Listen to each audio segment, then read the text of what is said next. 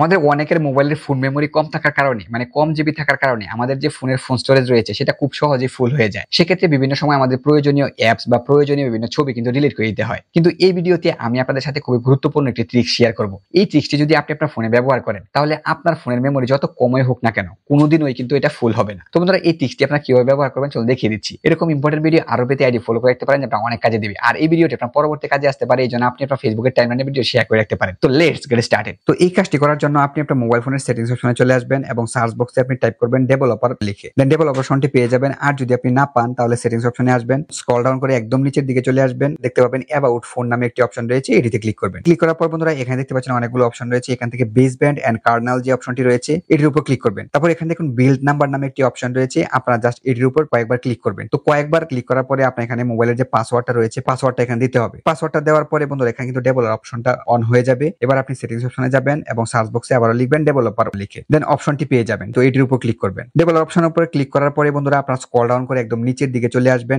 নিচের দিকে আসার পর আপনারা এখানে একটি অপশন পেয়ে যাবেন, force allow apps on external storage. আপনারা এখান থেকে এই অপশনটি এনাবল করে দিবেন। এই অপশনটি এনাবল করলে কি হবে, আপনি যখন প্লে স্টোর থেকে কোনো অ্যাপস ডাউনলোড করেন সেগুলো কিন্তু আপনার ফোন স্টোরেজে গিয়ে জমা হয় এবং সেখানে কিন্তু জায়গা দখল করে। কিন্তু আপনি যদি এই অপশনটা এনাবল করে দেন, যে কোনো অ্যাপ প্লে স্টোর থেকে ডাউনলোড করার পর সেটা কিন্তু ফোন স্টোরেজে না গিয়ে এক্সটার্নাল স্টোরেজে গিয়ে জমা হবে। ঠিক আছে, তো সেক্ষেত্রে আপনার ফোন স্টোরেজ কিন্তু কখনোই আর ফুল হবে না। That's it.